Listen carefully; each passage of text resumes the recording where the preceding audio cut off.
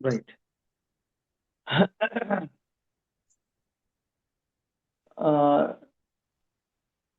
हम बाइबल अध्ययन के बारे में चर्चा करने से पहले, माने बाइबल का अध्ययन के बारे में चर्चा करने का सब्जेक्ट क्या है? हेरमेनॉटिक्स है। तो उससे पहले जब कोई डॉक्ट्रिन अच्छे से सीखता है, माने सिद्धांतों को जो अच्छे से सीखेंगे, और दूसरा बाइबल सर्वेक्षण को या बाइबल सर्वे को सही से सीखते हैं। सर्वे माने जो किताबों का ओवरव्यू, किस संदर्भ में लिखा गया, उसका पृष्ठभूमि क्या है, और तब वचन को अच्छे से समझ पाएंगे। मैं पिछले बार जो लिया, उस समय पर कुछ लोग नहीं था और सही से रिकॉर्ड भी नहीं हुआ, तो इसलिए मैं आज डिफरेंट रीति से बताता हूँ। और आज उत्पत्ति किताब आधा कंप्लीट कर देंगे, और उसके बाद आधा पोर्शन नेक्स्ट कल कर दूंगा, ताकि पूरा कंप्लीट किताब हो जाएंगे। छोट से प्रार्थना करेंगे। प्रभु, धन्यवाद करता हूँ इस सुबह वक्त में प्रभु आपका वचन मनन करना जा रहे हैं। सब लोग आने पाए समय पर और सही रीति से समझने के लिए आपका पवित्र आत्मा का मदद चाहते हैं।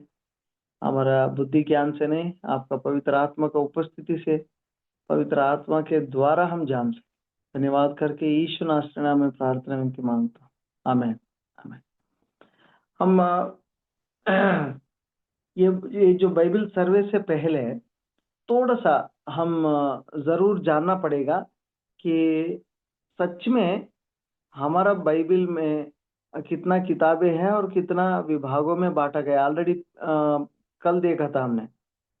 कल किस क्लास में परसों किस क्लास में देखा था? बिब्लियोलॉजी में हमने ऑलरेडी पढ़ चुका है। क्योंकि कई लोगों को और ये किताबें क्यों बांटा गया, कैसे बांटा गया पता नहीं। देखेंगे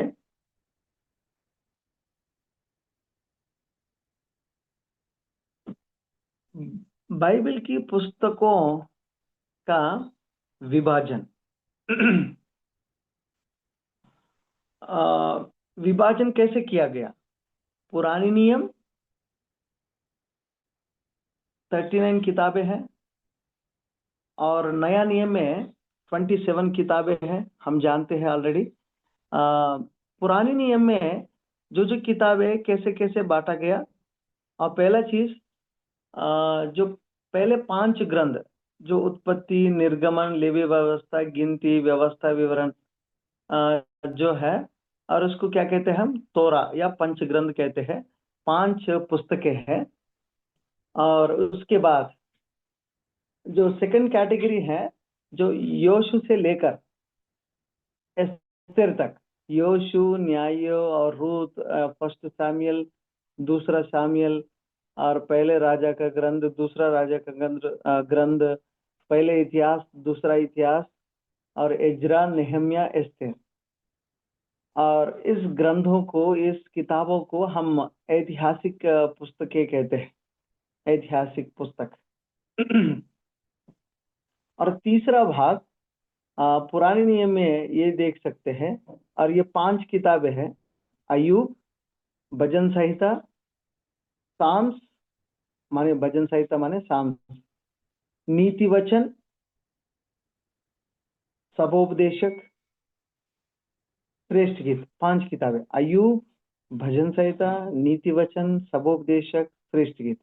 इस 5 किताबों को ये कहा गया पोएट्री या विजडम लिटरेचर, माने पद्यभाग या ज्ञान की संबंधित पुस्तकें। मतलब इस पुस्तकों में जो रचना शैली कैसे लिखा गया कि पद्यभाग या पद्य रूप में लिखा गया, मतलब बहुत प्रकार की ज्ञान रहते हैं इसमें, ठीक है। और चौथा विभाग मेजर प्रॉफिट्स। मेजर प्रॉफिट्स माने जो बड़ा भविष्यवक्ता, मतलब भविष्यवक्ता कोई छोटा कोई बड़ा नहीं रहता है, लेकिन ऐसी हम समझने के लिए किया गया। आ, बड़े भविष्यवक्ता लोग, बड़े भविष्यवक्ता का किताबें क्या है? यशाया किताब और यिर्मयाह, लैमेंटेशंस माने विलाप गीत, और एजेकेल, एहेजकेल और दानियल। ये भी 5 किताबें हैं बड़े भविष्यवक्ताओं का। और छोटे भविष्यवक्ताओं का किताब है होशे, जोएल, योवेल और आमोस, ओबेदिया,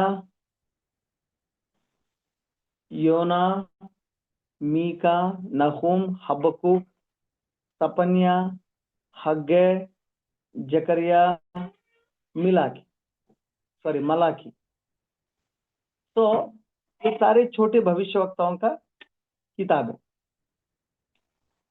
इस छोटे भविष्यवक्ता का किताब है, ये बड़े भविष्यवक्ताओं का किताब है।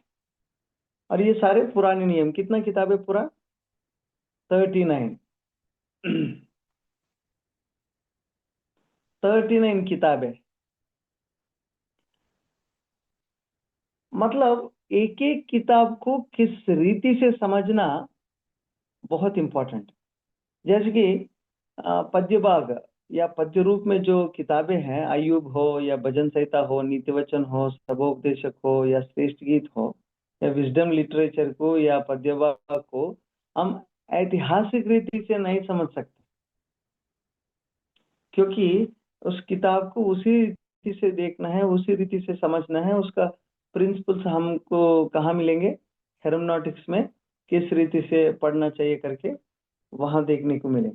ठीक है। और नया नियम में भी कई भाग है।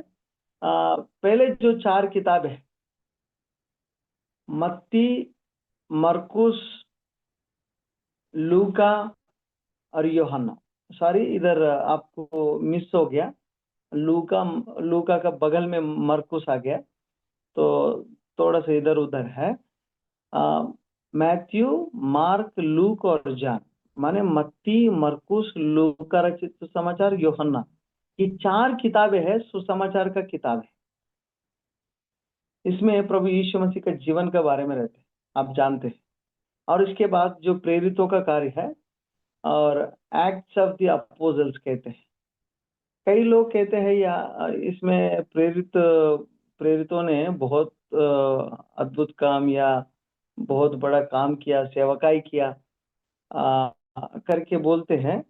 लेकिन कई स्कॉलर्स ने इसका नाम ये भी कहते हैं कि प्रेरितों का कार्य नहीं है, कि ये पवित्र आत्मा का कार्य है करके। ये टाइटल अच्छा लगता है करके कई स्कॉलर्स कहते हैं। तो हम देखेंगे प्रेरितों का कार्य कौन सा ग्रंथ होगा? ये इतिहास का ग्रंथ होगा, क्योंकि कहाँ कहाँ गया, क्या क्या हुआ, कब हुआ, कैसे हुआ, ये सब चीज लिखा गया है। और उसके बाद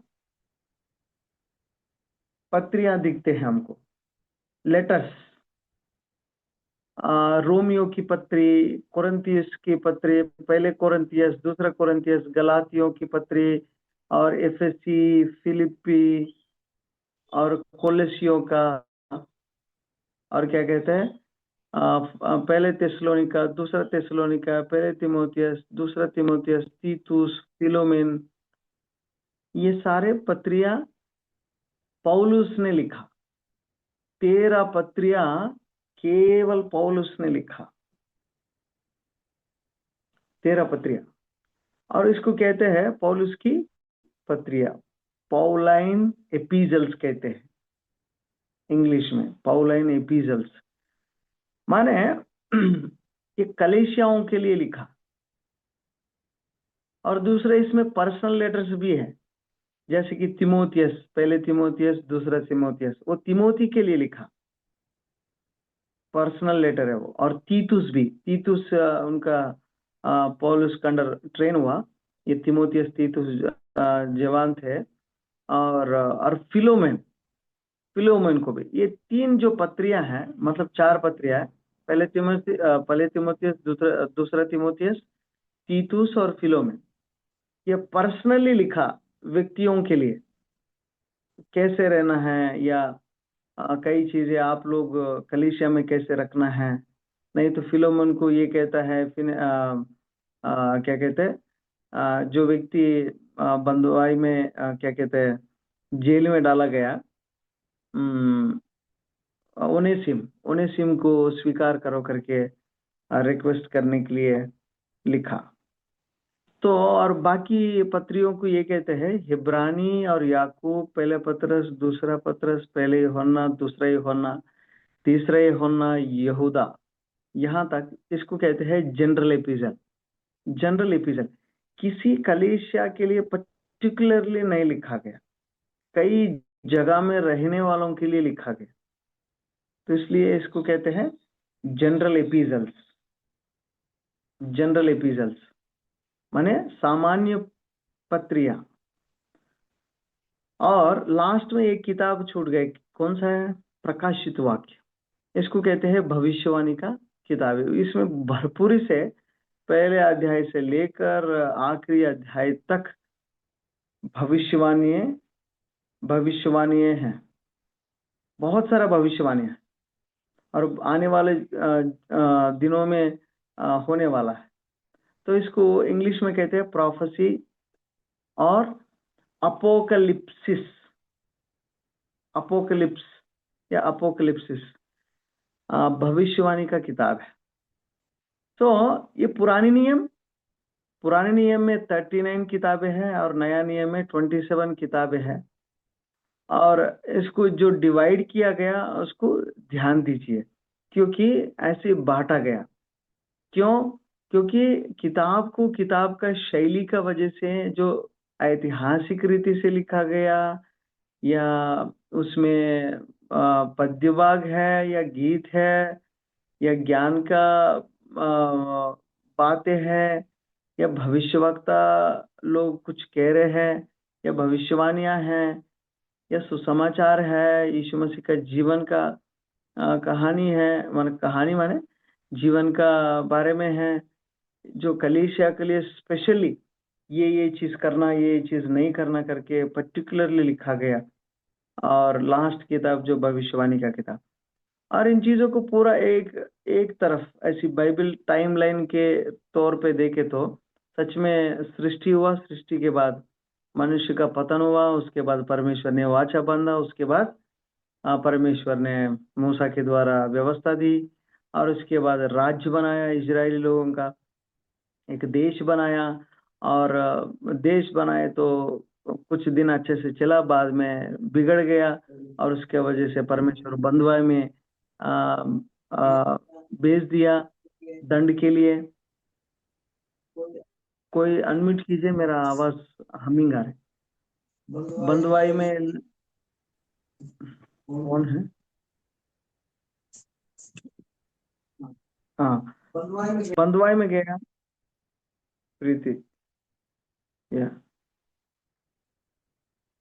बंधुआई में बंधुआई में भेज दिया परमेश्वर ने, माने दंड दिया। और उसके बाद यीशु मसीह इस दुनिया में आया और हमको छुटकारा देने के लिए। बाद में कलीसिया बन गया, कलीसिया फैल गया, और उसके बाद यीशु मसीह दोबारा आने वाला है, एक नया सृष्टि में हम रहने वाले हैं।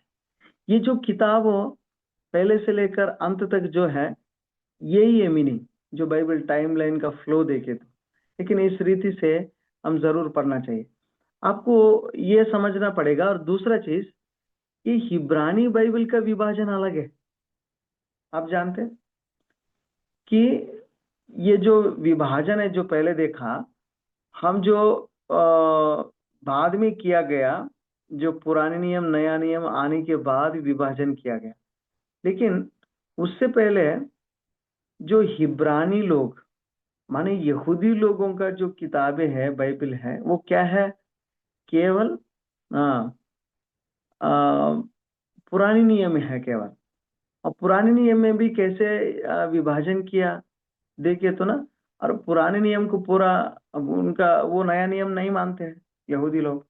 केवल पुराने नियम मानते हैं, पुराने नियम को एक नाम दिया और उसको कहते हैं तनाक।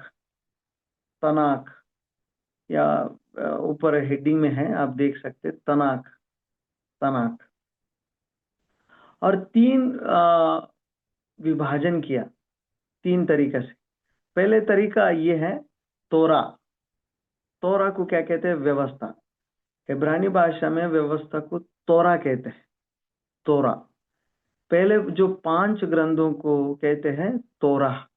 उत्पत्ति किताब, निर्गमन, लेवी व्यवस्था, गिनती, व्यवस्था विवरण को, इन 5 किताबों को तोरा कहते हैं। और बाकी 2 विभाजन को ऐसे देख सकते हैं। पहले विभाजन, दूसरा विभाजन ये है नेबिम। नेबिम या नेविम कहते हैं। नेविम या नेबिम कहते हैं। तीसरा केतुबिम या केतुविम। नेविम में क्या क्या किताबें रहते हैं? ये इतिहास का किताबें रहते हैं। योशू, न्यायियों, पहले शामुएल, दूसरा शामुएल, पहले राजा, दूसरा राजा का ग्रंथ, और क्रॉनिकल्स भी रहते हैं, माने दूसरा इतिहास, पहले इतिहास, दूसरा इतिहास, तो ये रहते हैं। तो ये कहते हैं ऐतिहासिक किताबें, पूर्व नबी माने नबी से पहले। और यहाँ भविष्यवाणी की पुस्तक है, माने 8 पुस्तकें भविष्यवाणी का किताब है। मतलब इसमें नबी लोग माने भविष्यवक्ताओं का किताब भी कहते हैं। यशाया किताब, निर्गम, क्या बोलते हैं, यिर्मयाह, सॉरी कुछ लेटर्स गलत है, मैंने जनरेट करने के समय पर सही से नहीं हुआ, ठीक है। विलाप गीत, एजिकेल, दानियल, होशे, योवेल, आमोस, अयूब, सॉरी, ओघा, हाँ, योना, मीका, नहूम, हबकुक, सपन्या, जकरिया, मलाकी, ठीक है। सो ये सारे भविष्यवाणी का किताब है। मेरा सिस्टम में थोड़ा दाग था इसलिए दिखाई नहीं दे ऊपर स्क्रीन पे। तो ये सारे भविष्यवाणी के, इसको क्या कहते हैं? निबिम। निबिम। कितुबिम कहते हैं। कितुबिम का माने 11 किताबें हैं। इस 11 किताब में भजन संहिता, नीति वचन, अयूब, उसके बाद रूत, विलाप गीत, सबोपदेश, दानियल, नेहम्या, ऐतिहासिक का किताब में वो केतुबिम में है। ये भाग ज्ञान भजन लोगों का संग्रह है। तो 3 तरीके से सिंपली समझ के तो हमें 5 किताबें, Your voice is a breakdown. आपका आवाज थोड़ा कट रहा है। अब आ रहे? हाँ यार, राइट।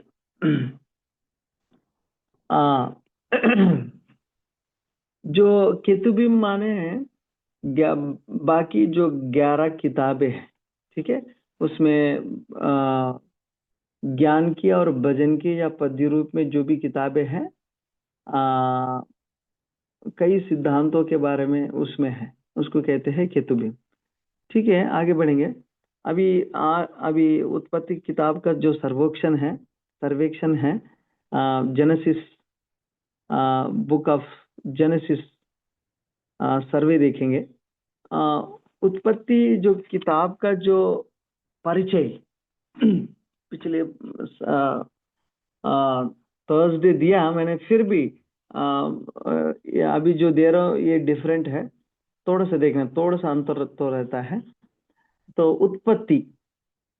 उत्पत्ति जो किताब इंग्लिश में क्या कहते हैं हम? जेनेसिस। जेनेसिस जो है वो यूनानी भाषा का शब्द है, आरंभ या उत्पत्ति या शुरुआत, इसका अर्थ ये होता है।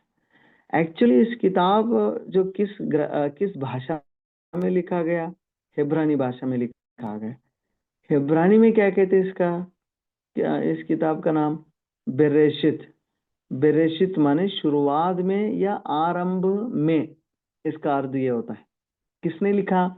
मोजस, मोशे ने लिखा, मूसा ने लिखा।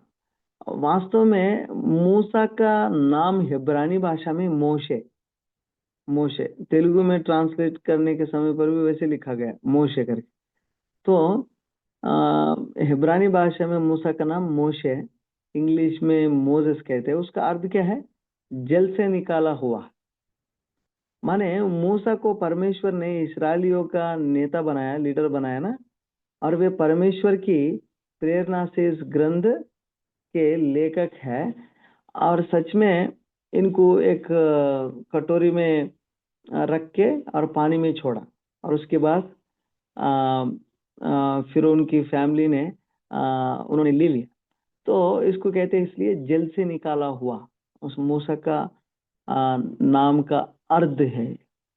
तो जो उत्पत्ति जो किताब है, पहला ग्रंथ है, आप लोग सब जानते हैं, हमारा बाइबल में पहला ग्रंथ है।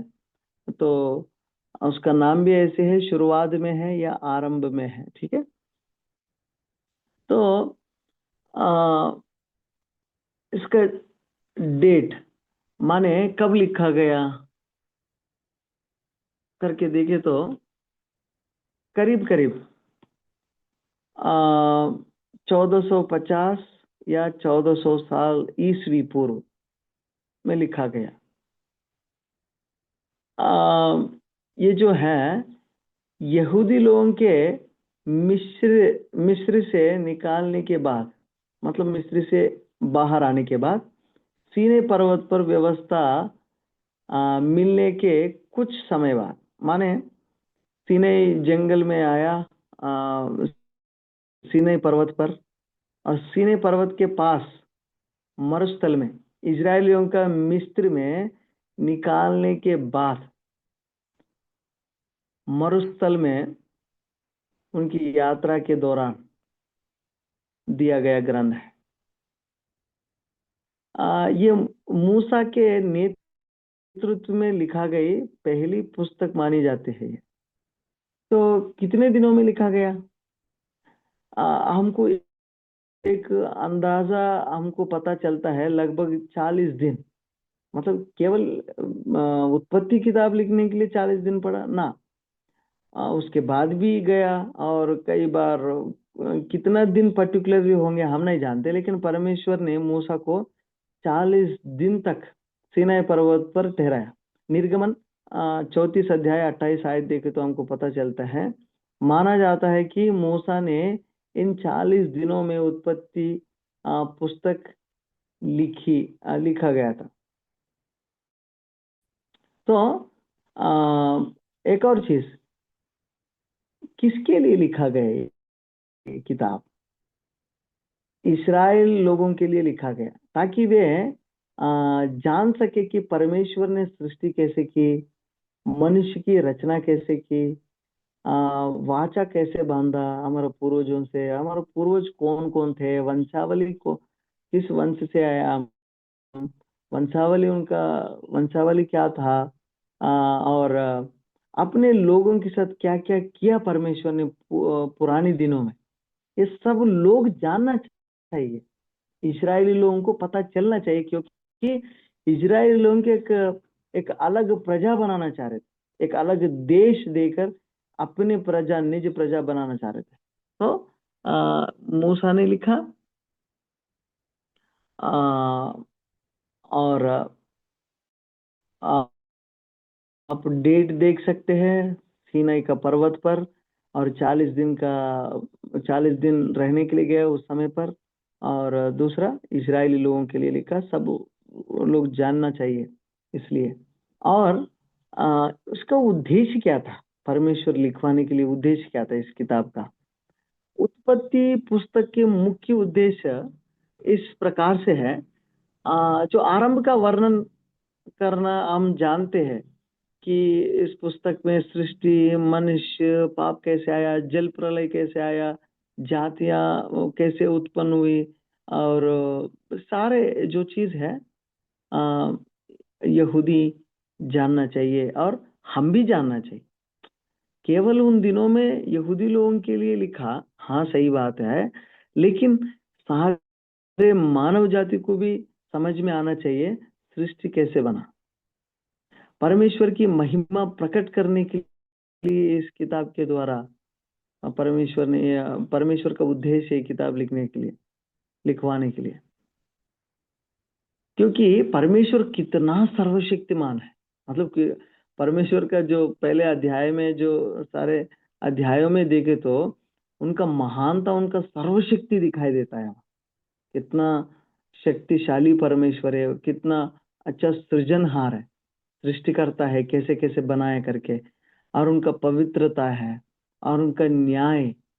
माने माने जहां जहां पाप किया गया, जहां आदम हव्वा पाप किया या लोग ने पाप किया, और तुरंत परमेश्वर ने क्या किया, न्याय किया, दंड दिया।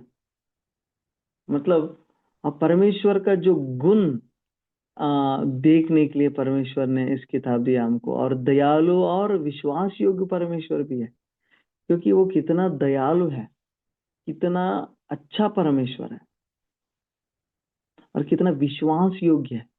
हम धोखे देने वाले हैं, लेकिन परमेश्वर नहीं है करके दिखाने के लिए, और दंड देने के बाद भी अनुग्रह कैसे किया, दया कैसे दिखाए, ये भी इस ग्रंथ में निक्षिप्त है।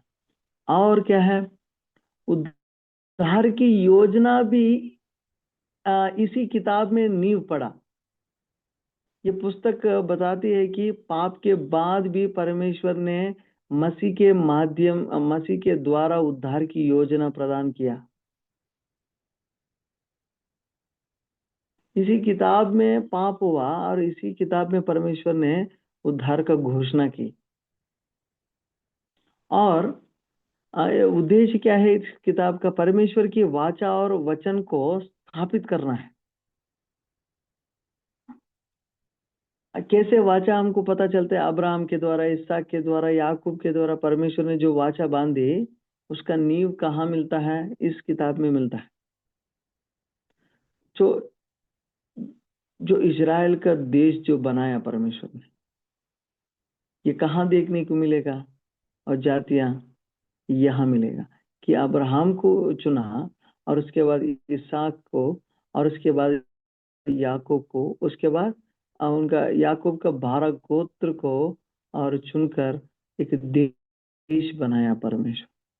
मतलब हम देख सकते हैं ये 5 पॉइंट्स, 5 बिंदु का रूप में इस किताब का उद्देश्य क्या था, देख सकते हैं। और दूसरा, इस तरफ हम देखेंगे साहित्य का शैली क्या है, लिटरेरी स्टाइल क्या है, जो इस ग्रंथ का किस शैली में लिखा गया, माने ये पद्य रूप में है या कुछ ऐतिहासिक रूप में लिखा गया, क्या है। कई कई रूप है इसमें, लेकिन मेन चीज जो है ऐतिहासिक विवरण है या वर्णन है। ये पुस्तक है ऐतिहासिक घटनाओं का क्रमबद्ध और उसका जो वर्णन है क्रमानुसार एक्सप्लेन किया गया। उसके बाद क्या हुआ, इसके बाद क्या हुआ, इसके बाद क्या हुआ, ऐतिहासिक सबूत है और ऐतिहासिक रूप में बताया गया। देखना है सृष्टि, जल प्रलय और अब्राहम का जीवन, याकूब का कहानी, नहीं। और दूसरा वंशावली भी है। वंशावली जो क्या कहते हैं, कई लोगों का वंशावली, आदम का वंशावली, शेत का वंशावली, नूह का वंशावली, अब्राहम का वंशावली, और इसहाक का और याकूब का वंशावली लिखा गया। डायलॉग रूप में भी कुछ संदर्भ है। क्या होते हैं, जो पात्रों का बीच में, जो लोगों का बीच में संवाद के माध्यम से घटनाओं को जैसे कि एक डायलॉग रूप में बताया गया है। उन्होंने बात किया, फिर बाद में इन्होंने बात किया, ऐसे। जैसे कि परमेश्वर और आदम हवा, परमेश्वर और नूह, अब्राहम और परमेश्वर के बीच में बातचीत हुआ, डायलॉग कहते हैं इसको, संवाद। ठीक है। उसके बाद वर्णनात्मक शैली भी है, नरेटिव स्टाइल कहते हैं इंग्लिश में, समझ रहे? वर्णनात्मक शैली भी है, इस्तेमाल किया गया, जैसे कि सरल और क्या कहते हैं, कई घटनाओं को जीवंत रूप में प्रस्तुत किया गया है। इस भाषा जो नरेटिव स्टाइल से इस्तेमाल किया गया। और पांचवी, धार्मिक और अध्यात्म धर्म शिक्षा, आध्यात्मिक रीति से कह सकते हैं। ये केवल इतिहास ही नहीं, बल्कि परमेश्वर ने मनुष्य को आध्यात्मिक संदेश को भी सिखाता है। परमेश्वर मनुष्य को क्या सिखाना चाह रहा है? आध्यात्मिक जो संदेश है, आध्यात्मिक रीति से भी सिखाना चाह रहा है। केवल एक ऐतिहासिक किताब करके छोड़ने के लिए नहीं है, आध्यात्मिक धार्मिकता भी है इसमें। तो इसलिए मेनली हिस्टोरिकल किताब कहा जाता है। उसमें भी कई जीनियोलॉजीज हैं, डायलॉग्स हैं, नरेशन स्टाइल है, ठीक है, ये भी है करके हम बता सकते हैं। और सॉरी, हिस्टोरिकल बैकग्राउंड, इस किताब का जो पृष्ठभूमि देखेंगे, एक एक पृष्ठभूमि, ऐतिहासिक पृष्ठभूमि क्या है इस किताब का। एक्चुअली इस किताब का जो टाइमलाइन बाद में भी देखते हैं। टाइमलाइन देखे तो नीचे देखना, नीचे 4000 साल ईसा पूर्व 4000 साल पहले सृष्टि बना, और उसके बाद 4000 साल कुछ सालों में जो सृष्टि बन गया, और उसी साल में सारा घटना हुआ। जब बन गया था, सब क्या बोलते हैं, मनुष्य को भी बनाया, उसके बाद पाप भी हुआ, कई चीजें हुआ। फर्स्ट जो मनुष्य का जो उत्पन्न और पतन, और उसका जो केन और शेत और वंशावली जो है, क्या कहते हैं, और 200 साल में और बढ़ते लग गया कि केन और जो हाबिल तो बहुत नजदीक है आदम और हव्वा का, माने करीब रहता है उनका जो उम्र है। लेकिन जो शेत का वंशावली थोड़ा सा लंबा उम्र के बाद, तो उसके बाद इस सब पूर्व 2500 लगभग, और उस समय पर नूह का जल प्रलय हुआ। तो उसके बाद बाबेल का जो टावर बना रहे थे ना, बाबेल का टावर को क्या कहते हैं हिंदी में? गुम्बद। बाबेल, गुम्बद हाँ, गुम्बद। मीनार मीनार गुम्बद, मीनार बाइबल में क्या लिखा मीनार हुआ है? मीनार लिखा मीनार हुआ है। गुम्बद। हाँ, एक मीनार बनाया गया ना, जो बाबेल का जो मीनार बनाया, गुम्बद। और वो करीब करीब 2300 ईसा पूर्व में। और उसके बाद अब्राहम को बुलाया कब है? 2000 ईसा पूर्व में। और उसके बाद इसहाक और याकूब का कहानी कब आएंगे? 1900 और 18 बीच में आएंगे। और उसके बाद 18 ईसा पूर्व में क्या है? याकूब के पुत्र और मिस्र में बसना, माने सारे जो 75 या 70 लोग क्या बोलते हैं, कानान से इधर आना, क्या, मिस्र देश पहुंचना, करीब करीब 1800 ईसा पूर्व में ये हुआ। तो ये ऐतिहासिक पृष्ठभूमि है। और ये भी देख सकते हैं ऊपर जो सृष्टि बना, पहले से पहला और दूसरा अध्याय में, तीसरा में प्रथम मानव का कहा जीवन के बारे में है, और जल प्रलय 6 से 9 अध्याय में है। और जो बाबेल का जो मीनार है, उत्पत्ति किताब 11 अध्याय 1 से लेकर 9 आयत तक है। और जो अब्राहम को बुलाया उत्पत्ति 12 अध्याय में, हमको देखने को मिलेगा। यहाँ देखेंगे कि इस काल में क्या क्या सिविलाइजेशंस रहता था। सिविलाइजेशन को हिंदी में क्या कहते हैं? सभ्यता ना, हाँ जी हाँ, सही है? सभ्यता। या जो प्राचीन सभ्यता क्या है, माने हम ये ऐतिहासिक पृष्ठभूमि पढ़ रहे हैं, अभी देख रहे हैं। कौन सा किताब का? उत्पत्ति किताब। उत्पत्ति किताब लिखने के समय पर क्या सिविलाइजेशंस था, क्या सभ्यताएं है प्रचलित थे, समझ रहे ना? मतलब ये किताब कब लिखा गया? बहुत उसके बाद, सृष्टि के बाद, कितना साल के बाद? 1400 साल के बाद लिखा गया। ठीक है।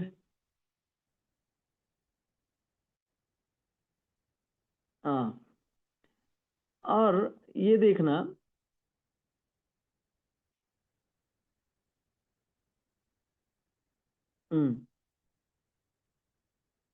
सॉरी, 1400 साल ईसा पूर्व है। ईसा पूर्व 1400 साल, मतलब 1400 साल के बाद नहीं। 1400 साल माने इधर उल्टा गिनते हैं, याद रखना।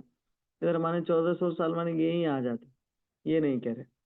1400 ईसवी पूर्व में लिखा गया, मतलब 1400 ईसवी पूर्व में, ईसा पूर्व में, ईसा पूर्व में उन दिनों में कौन सा सिविलाइजेशंस थे, क्या क्या उन दिनों में ऐतिहासिक जो सबूतें क्या है, ये देख सकते हैं। इस काल में मेसोपोटामिया सिविलाइजेशन था, मेसोपोटामिया सभ्यता है। मेसोपोटामिया सिविलाइजेशन में क्या था? सुमेर, अक्काद, बाबेल, और मिस्र देश माने इजिप्ट, और कानान क्षेत्र। इस प्रकार से इन प्रकार का, ये प्रकार का सिविलाइजेशंस थे। क्या क्या थे? मेसोपोटामिया, मेसोपोटामिया के अंदर क्या क्या आते थे? Sumer, Akkad, Babel. ठीक है। नहीं लिखना है इधर रोशनी। उसके बाद मिस्र, मिस्र देश का माने इजिप्ट सिविलाइजेशन थे उन दिनों में, और कानान क्षेत्र का, कानान का सिविलाइजेशन भी थे। ठीक है। ये सभ्यता थे, विकसित विकसित थे। और लेखन काल, जो नगर नियोजन, सिंचाई व्यवस्था, मंदिर और राजशाही प्रचलित है। इन सभ्यताओं का प्रभाव मानव जीवन और संस्कृति और धर्म पर था। इधर राइट साइड देखना, पांचवी पॉइंट, ये जो विवरण है, सृष्टि का आरंभ है, वंशावली है, आप जो देखा था, ये भी ऐतिहासिक पृष्ठभूमि में आता है। वास्तविक घटनाओं पर आधारित है। जल प्रलय हो गया, और बाबेल जो मीनार बनाना है, ये भी ऐतिहासिक पृष्ठभूमि है। माने ऐतिहासिक में ऐतिहासिक सबूत है। अभी भी उस जगह को दिखाते हैं साइंटिस्ट। इस जगह में टावर ऑफ बाबेल माने बाबेल जो मीनार है बनाया गया। यूसुफ को कहानी, यूसुफ को कहानी यहाँ भी नहीं, हम मिस्र देश में भी देखते हैं, क्योंकि वो ऐतिहासिक सबूत है। तो ये जो पुस्तक है, मानव जाति की उत्पत्ति, पाप और प्रवेश और परमेश्वर की उद्धार की योजना नींव रखते हैं। और उसके साथ साथ और अगल बगल देशों में, जब लिखने के समय पर अगल बगल देशों में क्या सभ्यता है, सभ्यताएं था उन दिनों में, वो भी हमको इस किताब में दिखाई देता है। क्योंकि जब अब्राहम था, अब्राहम को बुलाया, कहाँ से बुलाया, किसी एरिया से बिलोंग करते थे वो, मेसोपोटामिया से। तो मेसोपोटामिया इस किताब में है, मिस्र देश भी इस किताब में है, क्योंकि यूसुफ जो याकूब का पूरा परिवार 70 लोग मिस्र देश चले गए, मिस्र देश के बारे में है। तो ऐसा है, ठीक है। और इसका कल्चरल बैकग्राउंड माने सांस्कृतिक पृष्ठभूमि देखे तो जब मूसा इस किताब को लिख रहे थे, या इस किताब में जो है कल्चर वो देख रहे हैं हम, ठीक है। उन दिनों में जो फैमिली स्ट्रक्चर जो है, परिवार समाज की मूल इकाई था, माने जो मेन चीज है, जो उन दिनों में फैमिली सिस्टम है, बहुत महत्वपूर्ण बात है। पितृ प्रधान व्यवस्था प्रचलित थी, माने जो परिवार में कौन था प्रधान, उन दिनों में अभी भी ऐसे है, पिता है, पिता है प्रधान। पिता परिवार का मुख्य और प्रधान है, ठीक है। और उसके बाद जैसे कि हम देखते हैं अनेक पीढ़ियां एक साथ रहती थी, दादा दादी, माँ, माता पिता या बच्चे और दास दासी, ये कई लोग ऐसे पीढ़ी पीढ़ी साथ में रहते थे, मतलब कंबाइंड फैमिली कहते हैं ना। उन दिनों में ज्यादा थे, क्योंकि हमको अब्राहम का फैमिली देखे तो, या इसहाक का या याकूब का फैमिली देखे तो हमको पता चलता है वहाँ ये कुल और वंश का बारे में, गोत्र का बारे में देखो तो लोग अपने वंश और कुल पर गर्व करते थे उन दिनों में, है कि नहीं। अब खुद सोच लीजिए कि इस ग्रंथ लिखने के समय पर अगल बगल जो लोग हैं, जो कुल अपने जाति या क्या सॉरी अपने जो वंश का ऊपर इतना गर्व करते थे, और परमेश्वर ने ऑलरेडी इस ग्रंथ में जो पहले आदम से लेकर और हर एक जो व्यक्ति का कनेक्शन अब्राहम तक नहीं और याकूब तक, उनका सारे वंशावली लिखवाया मूसा के द्वारा। क्यों है? एक सबूत है। और उन दिनों में कल्चर भी थे, वंशावली का लेखा जोखा रखना महत्वपूर्ण था उन दिनों में। वंशावली लिख के, ये मेरे दादाजी था, ये मेरे पापा जी, ये मेरे दादा, ये मेरे परदादा, इनका नाम वो था, उनका नाम वो था, उनका नाम वो था, उनका नाम वो था। उन दिनों में अगल बगल राज्यों का आदत था।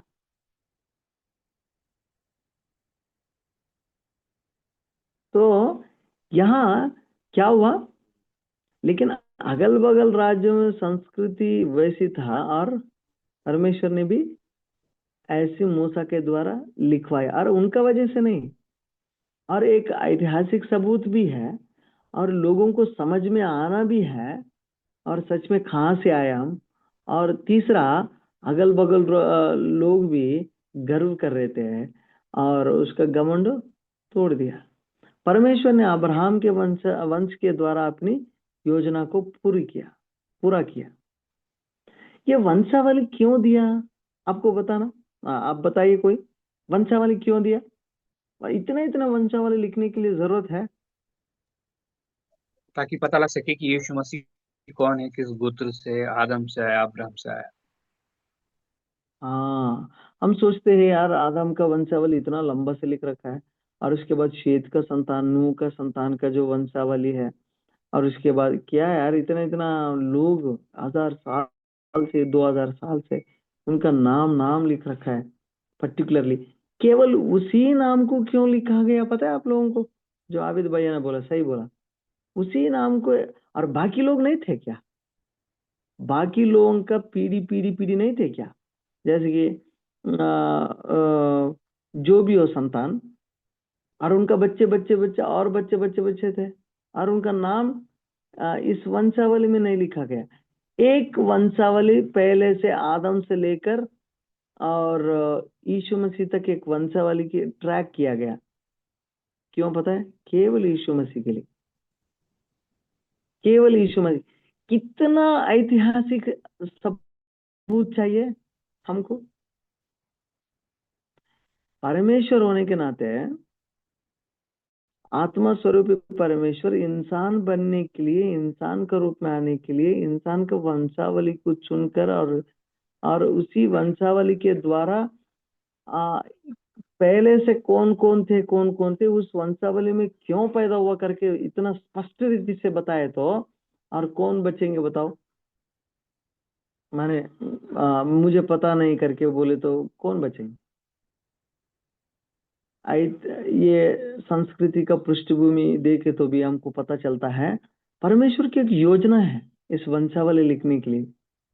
वो लोग गर्व करते थे, चलो आपका घर का ऊपर मेरा क्या बोलते हैं वंशावली बनाता हूँ। मतलब वो गर्व कर रहे इसलिए नहीं, परमेश्वर का योजना था। तो जीवन शैली भी डिफरेंट था उनका। अधिकांश लोग चरवा भेड़ चराते थे, भेड़ बकरी, ठीक है। उन दिनों में उपाधि वो थे, वही थे। उन दिनों में रोजगार वही थे। और तंबुओं में रहना माने डेरा में रहना। और पशु पशुधन माने किसी को भेड़ बकरी ऊंट बैल गाय है तो वो बहुत बड़ा धनवान है, धन का मुख्य स्रोत है। उन दिनों में क्या करते थे लोग, स्थान स्थान पर यात्रा करते थे। मतलब यहाँ कुछ दिन रहकर आप यहाँ भी आते कुछ लोग, आप ध्यान देते होंगे नहीं देते होंगे, कुछ भेड़ बकरे चराने के लिए कुछ लोग आते हैं। बहुत भीड़ भीड़ आते हैं, मतलब 10-15 लोग आते हैं या 20 लोग आते हैं।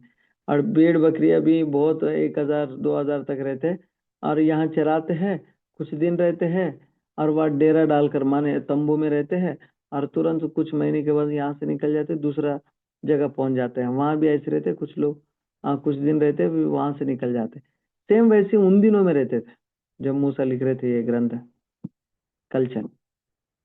मतलब वो उन दिनों में बिल्डिंग्स नहीं था, हाँ था, लेकिन स्पेशली जो अब्राहम को बुलाया, अब्राहम का जो वंशज लोग ने ऐसे किया था, ठीक है। इनका जैसे भी कुछ लोग रहते होंगे कि अगल बगल राज्य अगल बगल देशों में, ठीक है।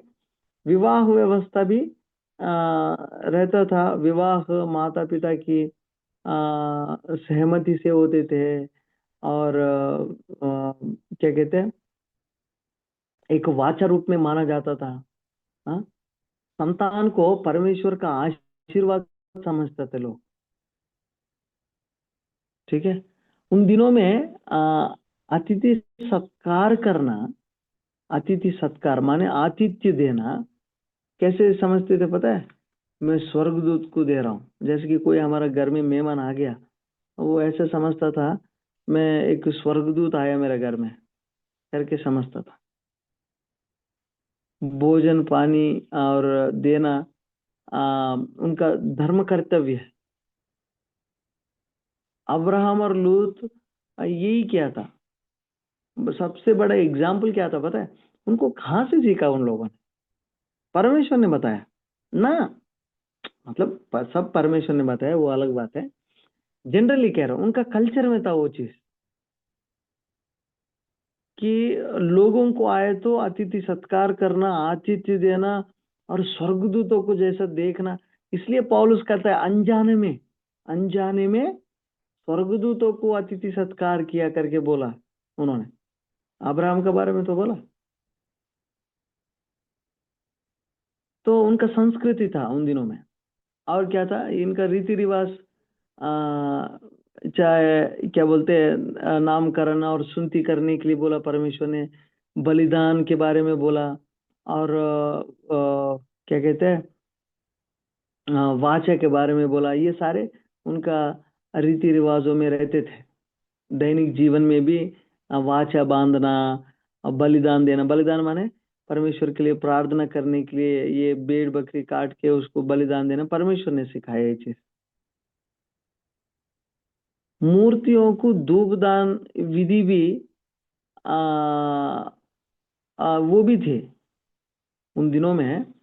माने ये लोग नहीं करते थे, मतलब अगल बगल देशों में ये मूर्ति पूजा भी थे।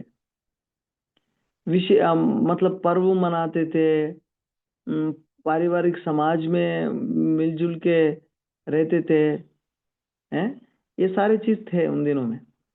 और जनरली ये जो वाचा बांधना है उनका संस्कृति में है। ऐसे सेम परमेश्वर ने हमसे वाचा बांधा। ये वाचा जो बांधना सुनती अ, और बलिदान का जो प्रतिज्ञा का प्रतीक है, ठीक है। और जनरली उन दिनों में ये भी थे परमेश्वर का भय, आज्ञा पालन और वचन पालन के महत्व, सत्य, धर्म, न्याय, ऊंचा मूल्य, माने पाप भी थे। ऐसे नहीं कह रहे हैं कि पूरा पूरा धर्म सतयुग चल रहे, सतयुग नहीं, बुद्धयुग नहीं, कुछ नहीं है। सतयुग ये युग वो युग कुछ नहीं है। यहाँ यह क्या है, जो जब आदम और हव्वा को बनाया उसके बाद पाप किया, उसके बाद पूरा पाप ही है। तो याद रखना कि उन उन दिनों में ऐसा ऐसा कल्चर थे। तो उसके बाद जो भौगोलिक जियोग्राफिकल बैकग्राउंड, माने जो उत्पत्ति किताब का जो भौगोलिक पृष्ठभूमि देखे तो ऐसा पता चलता है हमको कि मेसोपोटामिया था, कानान देश था। आप रेफरेंस में भी देख सकते हैं, कानान में भूमध्य सागर में। तो देखेंगे कानान दिखाई दे रहे ना पॉइंट, सेंटर में मैप है। भूमध्य सागर के पूर्व का ऊपर भाग है, ठीक है। ये मध्य स्थान डॉट लिखा गया काला वाला, ठीक है, बिंदु। हाँ, अब्राहम का वंशज ने बस गए यहाँ, परमेश्वर इसी देश को दिया। मिस्र देश देखना, इधर दिखाई दे रही नील नदी की घाटी, जहाँ यूसुफ और इजरायलियों को निवास किया। दक्षिण दक्षिण प्रांत मिस्र करके लिख रखा ना, या मिस्र, मिस्र देश। और उसके बाद अरारत पर्वत, बाढ़ के बाद जो जहाज है ना यहाँ ठहरे, ठीक है। अरारत पर्वत है। और इस कई प्रकार के भौगोलिक जगह को रिकॉर्ड किया गया हमारा उत्पत्ति किताब, ठीक है। और क्या था, शीनार, क्या कहते हैं, शीनार का मैदान, मतलब बाबेल जो मीनार बनाया था ना उस मैदान भी है। आदन का वाटिका बगीचा भी था। और मिस्री देश, कानान, मेसोपोटामिया, आ, उसमें मेसोपोटामिया के द्वारा टाइग्रिस यूफ्रेटिस नदियां बहते थे, है ना। यहाँ भी देख सकते हैं टाइग्रिस नदी जो है, सर इसका, ओके, मैं ये थोड़ा सा सब, right, okay, thank you. Tigris नदी, टाइग्रिस नदी भी है, यूफ्रेटिस नदी भी है, नील नदी भी है, जॉर्डन योरदान नदी भी है। इसमें सारे बताया गया, ठीक है।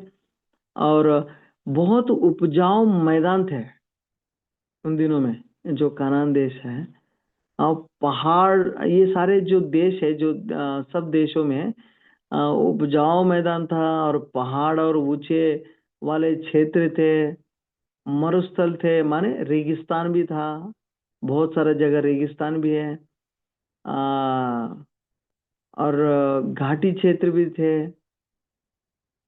कई प्रकार के डिफरेंट डिफरेंट रीति से भौगोलिक स्वरूप था। जो क्या कहते हैं, हारान एक जगह था, हाँ? और जब कानान देश में परमेश्वर ने अब्राहम की संतान को ये भूमि देने के लिए वाचा दिया, वायदा दिया, वो कानान देश था, ठीक है। उसके बाद इसमें देख सकते थोड़ा सा,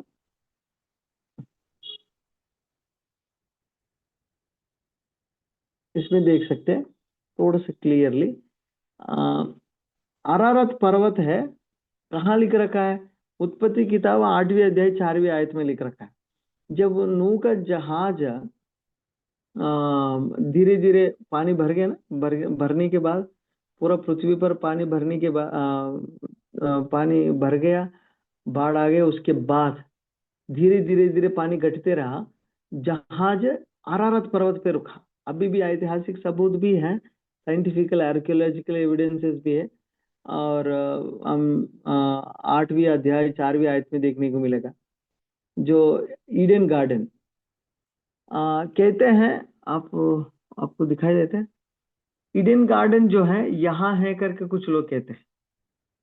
मेरा कर्सर दिखाई दे रहे? हाँ यहाँ बोलना, हाँ हाँ यहाँ, दिखाई दे हाँ दिखाई दिखाई दे दे रहा। यहाँ।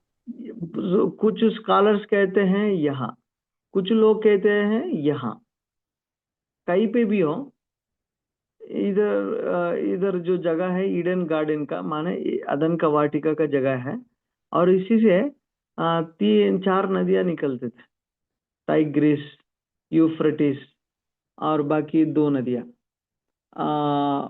और इधर बाबिलोन जो है, ठीक है, बाबिल का जो मीनार है उसके बारे में 11 अध्याय 1 से लेकर 9 आयत तक है। सीनाई का जो पर्वत के बारे में लिखा गया, ये भी एक भौगोलिक स्वरूप है। सीनाई पर्वत निर्गमन 19 अध्याय एक आयत में है, देखना एक बार। और आप इसको, बहुत इंपॉर्टेंट है, इस मैप को आपके दिमाग में रखना।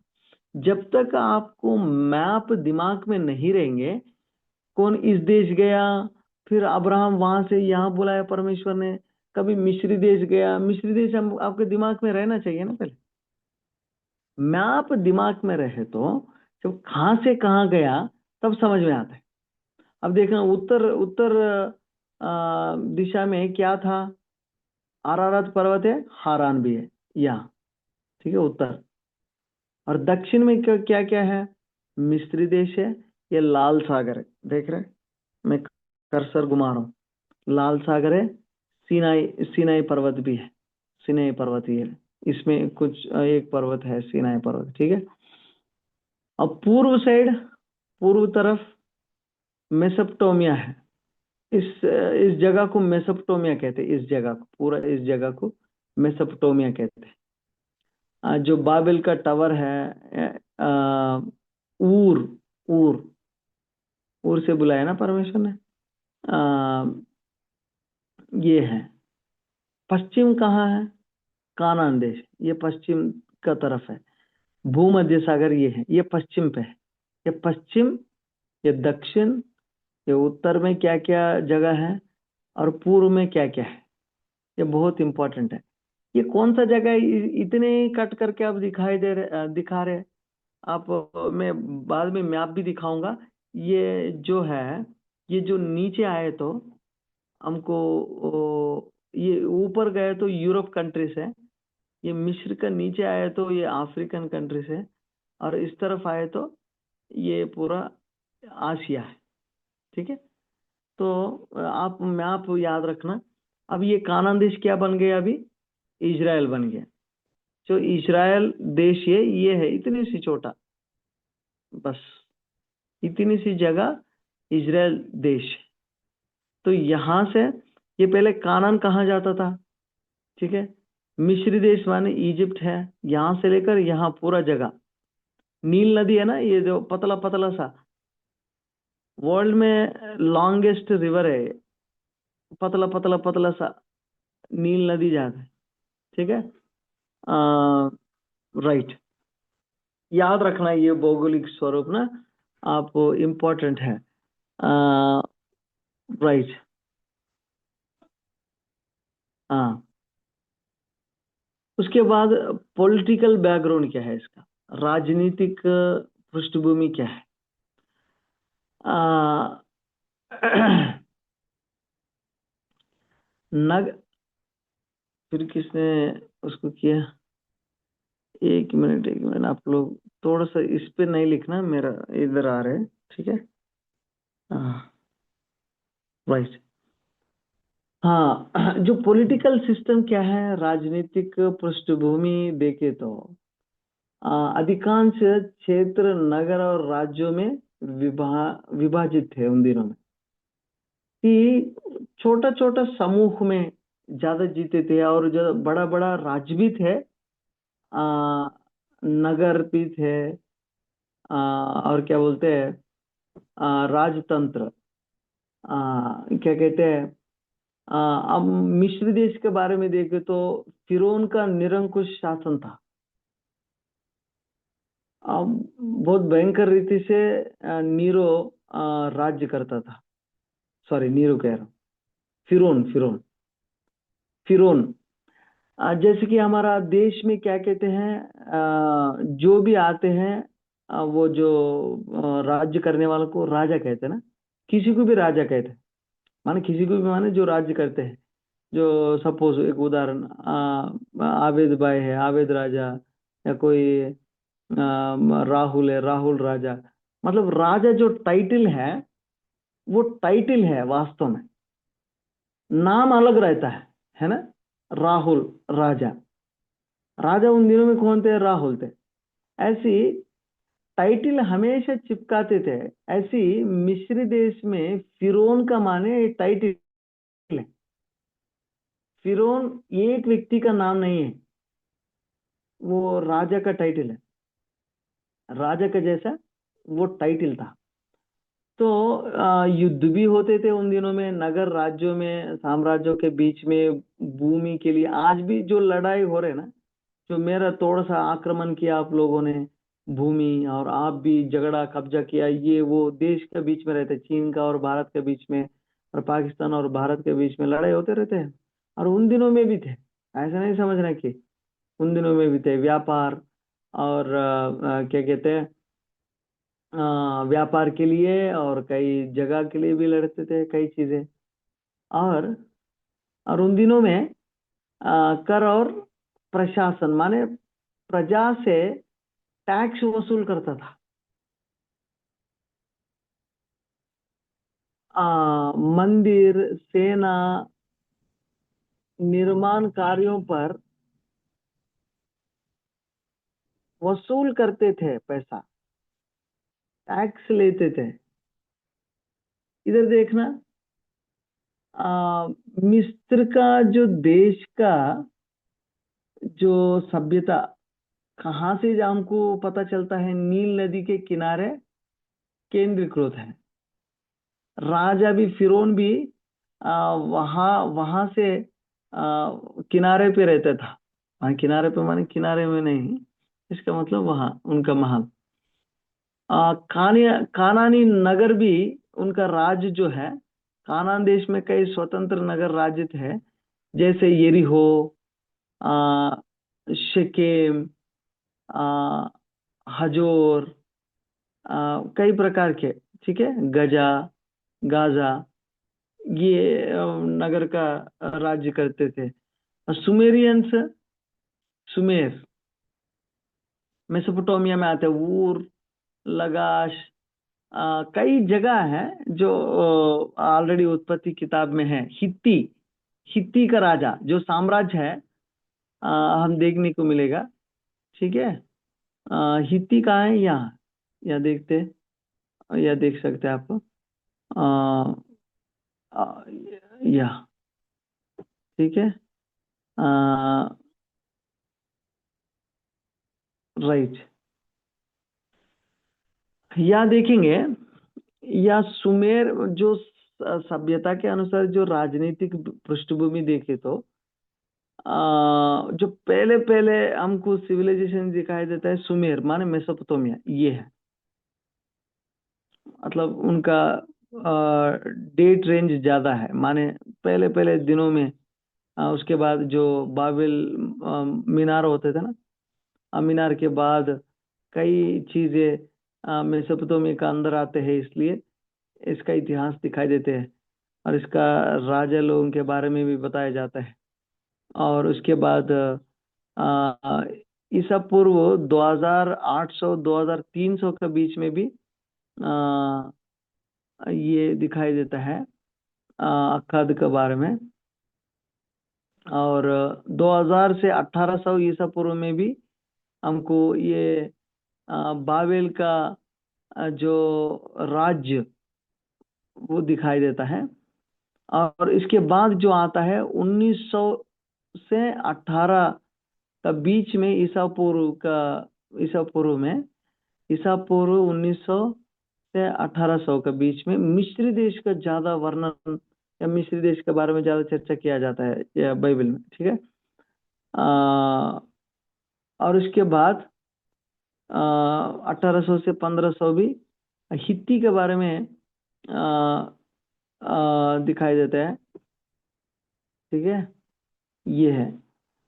सो हम इसको देख के क्या सीख सकते हैं? ये सीख सकते हैं उन दिनों में भी युद्ध होते थे और टैक्स लेते थे, और अगल बगल राज्यों में छोटा नगर बड़ा देश एक दूसरे एक वाद विवाद होते थे, राजा लोग भी रहते थे, सब चीज होते थे। आपको पता है सब लोगों को राजा है और लीडर है, और लेकिन इजराइल लोगों को नहीं था, केवल मूसा भविष्यवक्ता न्यायों के द्वारा चलता था, याद है ना। और नेक्स्ट इकोनॉमिकल बैकग्राउंड। सो इसके इकोनॉमिकल बैकग्राउंड देखे तो हमको ये पता चलता है कि उन दिनों में इकोनॉमिक सिस्टम कैसे थे। जब वो उत्पत्ति किताब लिख रहे थे तो ज्यादातर अब पशुपालन रहते थे, भेड़ बकरी गाय बैल, ये सारे आपको पता है ऑलरेडी। ये पशु भोजन वस्त्र कैसे निकालते थे, इस मतलब ये सारे चीज लिख रखा है। ये सारे चीज एक एक जगह में उत्पत्ति का किताब में भी लिखा गया, और इसके अलावा थोड़ा सा हिस्ट्री भी देखे तो पता भी चलता है। जो उससे ऊन आते हैं, ये उसका जो भेड़ बकरी का बाल आते हैं, उसी से वस्त्र बनाते हैं। उसके बाद धन संपत्ति का मापदंड पशुओं की संख्या से होता था। जितना ज्यादा पशु रहते हैं आप उतना अमीर है। अब्राहम इसहाक याकूब का यही तो समृद्धि है, मानो यही तो है। और उन दिनों में एग्रीकल्चर भी थे, जो गेहूं दालें कई प्रकार के अंगूर जैतून। उस जगह में जो मिडिल ईस्ट कंट्रीज में अधिकतर खेती बाड़ी क्या होता था, ये होता था। ये इंपॉर्टेंट है, इसमें बहुत सारे चीज जुड़े हुए हैं। अंगूर जैतून अंजीर जौ और गेहूं कई प्रकार के, ठीक है, खेती होते थे। नील नदी के किनारे और उपजाऊ मैदानों में अच्छी खेती होती थी। भूमि परमेश्वर की देन मानी जाती थी, और परिवारों में अच्छे से क्या होता, बीज बोना और फसल काटना एक महत्वपूर्ण कार्य था। अभी भी ये गांव में माना जाता है, वहां सेम सेम कल्चर। मुझे ये कई बार थोड़ा सा गहराई से कई बार स्टडी कर रहे हैं ना, स्टडी करने के समय पर हम सोचते हैं कि आजकल इस टेक्नोलॉजी का वजह से टैक्स आ गया, ये कर रहे वो कर रहे, ऐसा रीति रिवाज आ गया, हम समझते हैं। लेकिन जो ये रीति रिवाज है, ये जो सिस्टम्स है ना, पहले से है, पहले से है। जब पाप प्रवेश हो गया दुनिया में, मतलब गलत सिस्टम भी है, सही सिस्टम भी है, अच्छा सिस्टम्स भी है, ऐसा नहीं। धन संपत्ति और सामर्थ्य माने जो स्वामी या मालिक उन दिनों में कौन थे, तो भूमि ज्यादा, पशु ज्यादा रहते थे, जो दासी लोगों को ज्यादा करे थे। जिनका पास दास दासी ज्यादा है, और उनको ज्यादा मान्यता देते हैं। माने आपका घर में ज्यादा नौकर नौकरानी है तो उनको उनको ज्यादा इज्जत देते। आ, तो जो राजा या शासकों के जो टैक्स है ना, बेड़ दी जाती थी, ऑलरेडी सीखा हमने, ठीक है। टाइट दशवांश दशवांश बोलते हैं, देने की परंपरा बाद में विकसित हुई। उत्पत्ति किताब 14 अध्याय 20 आयत। ये जो दशवांश है ना, दशवांश परमेश्वर मलाकी ग्रंथ में उठाता है, लेकिन ये जो दशवांश का जो देना है ना, जो पहले से अब्राहम का मेसोपोटामिया कल्चर में है, उतना तक क्यों है? अभी हमारा भारत देश में एक कल्चर में है। कौन सा कल्चर में बता सकते हैं? बिना बाइबल पढ़े भी बिना बाइबल का ज्ञान भी वो लोग दशवांश देते। कौन है हमारा भारत में? मसीह नहीं है वो लोग, बता सकते हैं? सब लोग हैं, नहीं तो भाग्य। मुझे तो स्क्रीन ही दिखाई नहीं दे, स्क्रीन जी स्क्रीन जी। दिखाई दे रहा बस। कौन है? कौन है पता है? सिख। सिख लोग अभी भी दशवांश देते हुआ, उनको बिना बाइबल उनका धर्म में बताया गया कि दशवांश देना। ऐसे ये लोगों का कल्चर में भी पहले दशवांश का बारे में देना है करके क्या कहते हैं, ऐसे देना लेना दशवांश का जो बारे में ना, वो पहले से उनका कल्चर में संस्कृति में थे। ठीक है। ये है तो, और उसका ट्रेडिंग जो इकोनॉमिकल बैकग्राउंड उन दिनों में क्या थे, लंबी दूर का व्यापार होता था। जो वूर, हारान, मिस्र, कानान, इन देशों में दूर दूर क्या कहते हैं, सफर करके व्यापार करते थे। प्रमुख वस्तुएं अनाज, खजूर, तेल, वून, चमड़ा, मसाले, कीमती पत्थर, धातु, दांस और सेवक, कई प्रकार से, माने कई प्रकार के अनाज वो खरीदना और लेना चाहिए और देना भी चाहिए। और चमड़ा भी खरीदते थे, और खजूर, तेल भी चाहिए, मसाले भी चाहिए, कीमत कीमत पत्थर, मोती, मोती भी हैं। आपको पता है इससे एक और चीज भी थे, दास दासी लोगों को खरीदते थे। दास दासी लोगों को भी खरीदते थे, या सेवक लोग चाहिए, मुझे नौकर चाहिए कोई, 4-5 लोग चाहिए या 3 लोग चाहिए मेरे घर में काम करने के लिए। ये व्यापार होता था वहां। तो इसलिए यूसुफ को बेचा नहीं, यूसुफ को तो बेच दिया। तो बेचना, मैंने सच में आपको कभी ये दिमाग में सोच आया, अरे अपने भाई को कैसे बेचता, खरीदने वाला कैसे खरीदा? आपको पता है उन दिनों में दास या दासी नौकर नौकरानी को खरीदते थे।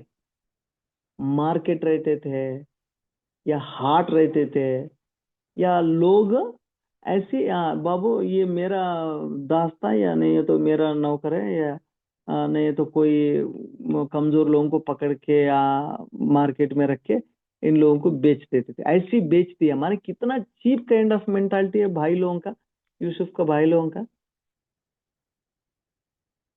बेच दिया माने उन दिनों में संस्कृति था वो, कि दास लोगों को खरीदना, काम करने वालों को खरीदना, माने एटलीस्ट ये काम करेगा वहां। चांदी सोना ये तो है, ये धातु तो आना लेना देना होते थे। तो याद रखना ये सारे क्यों हम ये चीज देख रहे हैं। उन दिनों में ये जो बैकग्राउंड्स है, आ, इधर भी देख सकते हैं, परमेश्वर पर निर्भरता। हर अच्छी चीज परमेश्वर की देन मानी जाती थी। परिवार आधारित अर्थव्यवस्था, हर परिवार अपने संसाधनों का प्रबंधन करता था। ईमानदारी और न्याय, व्यापार और लेन देन में सच्चाई और न्याय को महत्वपूर्ण माना जाता था। ठीक है, तो ऐसा बहुत कुछ है।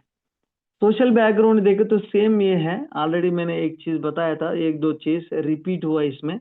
एक तो एक देखना परिवार उन दिनों में क्या था। परिवार में कौन कौन सदस्य रहते थे देखना, मतलब सदस्य माने परिवार में क्या क्या रहता था। एक तो माता पिता रहते हैं, पुत्र या पुत्रियां रहते हैं, हाँ, और उसके बाद भाई बंधु रहते हैं, और दास दासी रहते हैं, पशु संपत्ति रहते हैं। हम केवल माता पिता भाई बहन हमारा परिवार में है, यही है ना। लेकिन उन दिनों में एक दो एक्स्ट्रा था, क्या है, पशु संपत्ति और कई चीजें हैं, और जमीन जुमीन अभी भी है कुछ लोगों को। लेकिन दास दासी लोग, ये एक नहीं, अब्राहम का नीचे काम करने वाले हैं या दास दासी लोग करीब करीब 300 से 50 500 लोग हैं। लड़ने के लिए जो गए ना वो 300 लोग हैं। जो घर में बैठा हुआ हो सकता है 500, सोच लीजिए ऐसा, 500 लोग दास दासी लोग है भाई अब्राहम अब्राहम को। तो समझना चाहिए उन दिनों में परिवार का जो सिस्टम था अलग रीति से था। तो स्त्रियों को तो ज्यादा वो नहीं रहते थे, वो घर में बैठ के गृह पालन करना केवल यही रहते थे। सेम आज भी ऐसी थे, ऐसी है। तो इसलिए बहुत कट्टर माना जाता है यहूदी यहूदी लोग और स्त्री लोगों को क्या कहते हैं, दो प्रकार से देखते हैं। एक तो जो वचन को अच्छे से जानते हैं इक्वली देखते हैं और जिम्मेदारी अलग अलग करके समझते हैं। लेकिन दूसरा प्रकार की यहूदी लोग ऐसा है, स्त्री को ना इतना तुच्छ जानते हैं कि स्त्री को इतना अशुद्ध मानते हैं। तो ये भी गलत चीज है कि उन दिनों में शिक्षा कैसे दिए जाते थे। शिक्षा उन दिनों में परिवार में दी जाती थी। परिवार में पापा सिखाते थे बच्चों को बिठा के क्या क्या शिक्षा है, जो भी हो शिक्षा, उनका पूर्वजों के बारे में, परमेश्वर के बारे में, या क्या कहते हैं इकोनॉमिक्स के बारे में, या जो भी व्यापार के बारे में, ये पिता बड़े लोग सिखाते थे केवल घर में। बच्चों को परमेश्वर के विषय में, पूर्वजों के बारे में, ये सारी चीज है। ठीक है, तो ये है आज्ञाकारिता। माता पिता परिवार प्रमुख की आज्ञा मानना है उन दिनों में, नहीं है तो बहुत परिणाम होता था। बड़ों का आदर करना और उनकी आज्ञा मानना है। परिवार, कुल और बच्चों के प्रति निष्ठता रहना चाहिए, लॉयल्टी है। लॉयल्टी माने विश्वास योग्य। अतिथि सत्कार, ये तो बताया मैंने। वाचा, वचन निभाना माने दिया गए वचन को निभाना। महान ना निभाना, दिए गए वचन को निभाना महान गुण था। माने अच्छे, मतलब जो अच्छा माने तो तुरंत अभी भी है वो, ऐसा नहीं है केवल उन दिनों में थे, आज भी थे, आज भी हैं। लेकिन ये क्यों इस रीति से इस पृष्ठभूमि को सोशल बैकग्राउंड देख रहे, क्योंकि उन दिनों में समाज में क्या क्या होता था, किस रीति से उनका संस्कृति और सभ्यता या उनका क्या कहते हैं उनका रीति रिवाज, उनका जो आदतें कैसे थे, ये जानना बहुत जरूरी है। ठीक है, आप ऑलरेडी बताया मैंने। एक्चुअली दास दासी लोगों को भी परिवार का संपत्ति माना जाता था। ठीक है, परदेशी को माने दूसरे देश से या दूसरा राज्य से जो कई बाहर गांव से आ गया हमारे गांव, उनको अतिथि सत्कार बहुत अच्छे से करते थे। ठीक है, लिंग्विस्टिकल बैकग्राउंड। लिंग्विस्टिकल बैकग्राउंड माने उन दिनों में कैसे, कौन सा भाषा थे। जब मूसा ने लिखा है इस ग्रंथ को, कई भाषा थे उन दिनों में। किस भाषा में लिखा? इब्रानी भाषा में इस किताब को लिखा। लेकिन ये इब्रानी भाषा अभी जो इस्तेमाल कर रहे हैं, ये इधर देखना जो सेंटर में है लिपि, स्क्वायर हिब्रू करके है ना, जो हेब्रानी स्क्वायर रूप में है ना, ये वाला, ये बाद में आया था। उससे पहले पैलियो हिब्रू, माने ये जो सिंबल्स है ना, ये ऐसी नॉर्मली दिया गया। असली जो सिंबल्स में कल दिखाऊंगा, ये जो सिंबल्स है ना, केवल सिंबल्स के द्वारा लिखते थे, और उसके बाद ऐसा लिखा गया है इब्रानी भाषा। अभी भी चाइनीस लैंग्वेज है ना, उनको लेटर्स नहीं है, अल्फाबेट्स नहीं है, उन लोगों को वर्णमाला नहीं है, वो भी सिंबल से लिखते हैं अभी भी।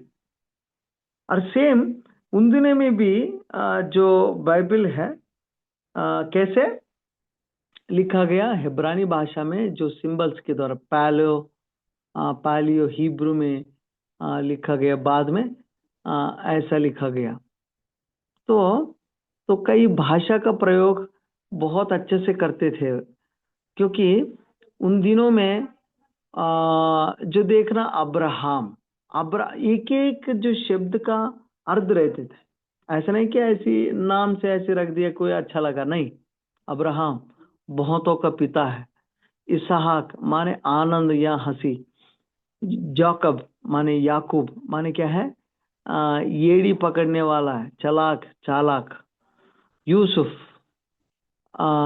वो और बड़ा है, प्रभु बड़ा है करके।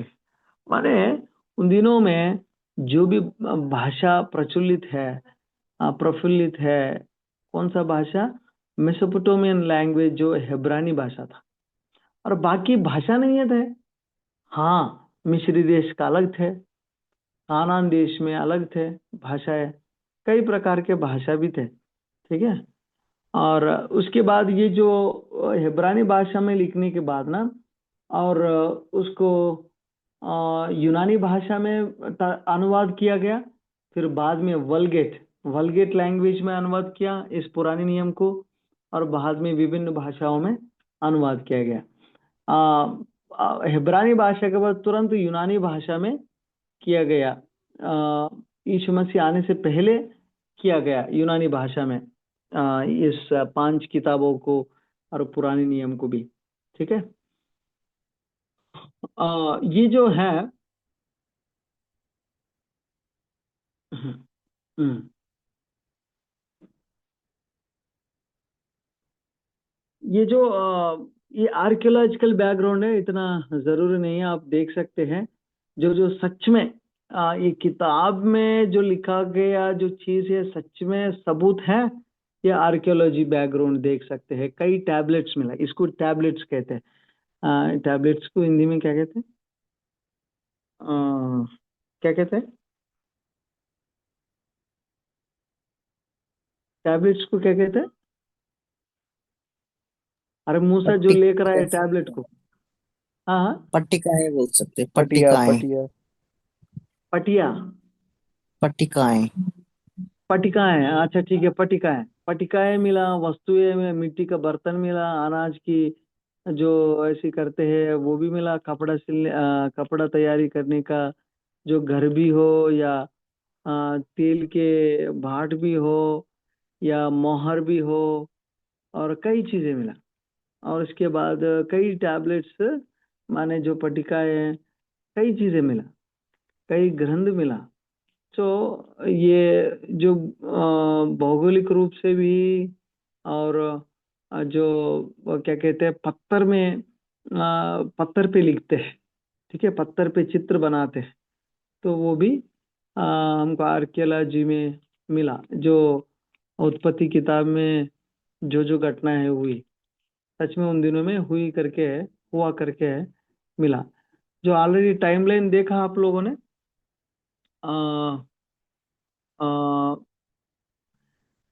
टाइमलाइन ऑलरेडी देख चुका, दे दिया मैंने। तो तो इससे मैं समाप्त करता हूँ। कल कंप्लीटली हम क्या देखेंगे, 2 प्रकार से रूपरेखा बनाया।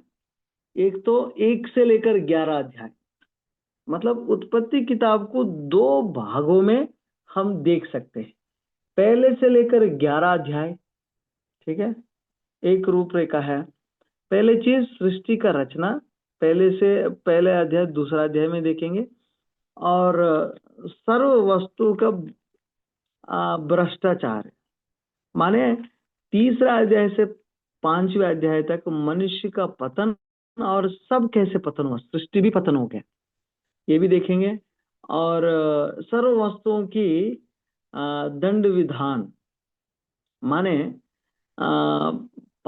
छठा अध्याय से लेकर 9वीं अध्याय तक जो बिगड़ने के बाद सारे सृष्टि और मनुष्य और भयंकर रीति से पाप पृथ्वी पर बढ़ने के बाद, तो परमेश्वर ने कैसे दंड दिया, कैसे जल प्रलय के द्वारा दंड दिया, 6 से 9 अध्याय को 9 अध्याय में देखेंगे।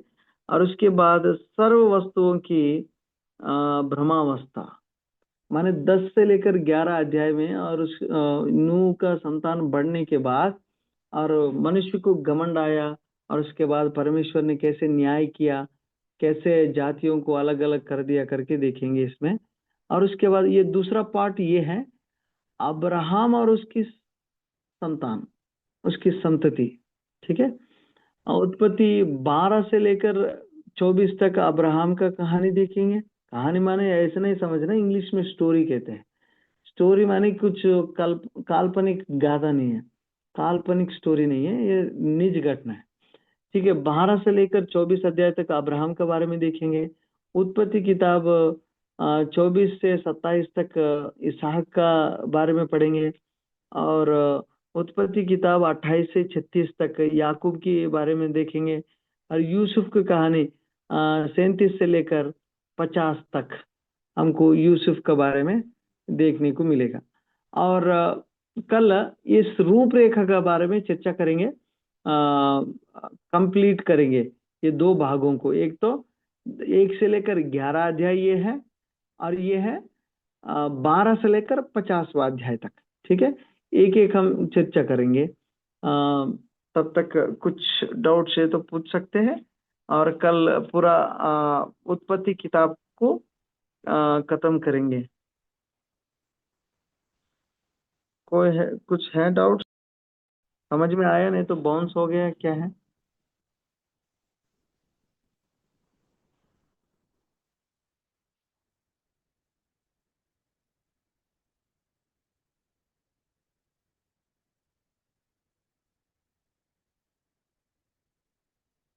समझ में आया? नहीं तो डाउट्स है, या कुछ है, या कुछ है,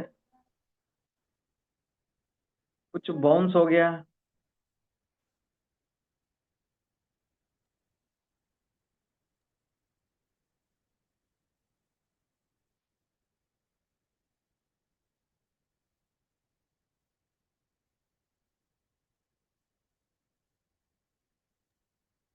कल कल कंप्लीटली अध्याय अध्याय के बारे में डिस्कशन करते हैं, आउटलाइन देखते हैं। आउटलाइन देखे तो ये किताब कंप्लीट हो जाएंगे, उसके बाद निर्गमन में जाएंगे।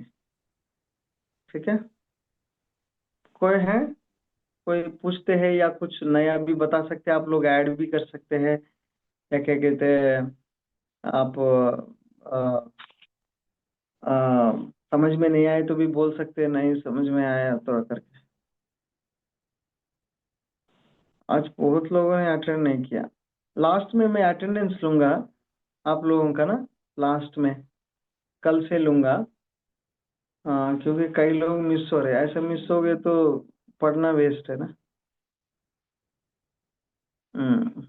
राइट, ठीक है। सर हाँ या ना बोला, एटलीस्ट ठीक है बोले तो आगे बढ़ेंगे, प्रार्थना करें। सर मैं सर पूछ बिल्कुल रहा हूँ, समझ में आया। हाँ हाँ, बोलिए बोलिए। ये कितना सब्जेक्ट कितना है हम लोग का एक सब्जेक्ट में, एक सेमेस्टर में? ये एक सेमेस्टर में करीब करीब 6 सब्जेक्ट्स होता है, 6 या 5। अच्छा अच्छा। हम्म,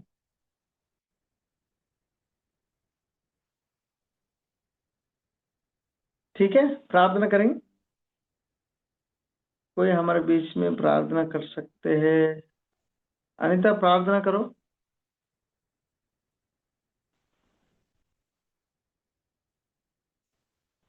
ठीक है, हम प्रार्थना करेंगे। धन्यवाद करते हैं पिता परमेश्वर प्रभु जी, सारी बातों के लिए प्रभु, इस सुबह के समय के लिए भी प्रभु मैं आपका धन्यवाद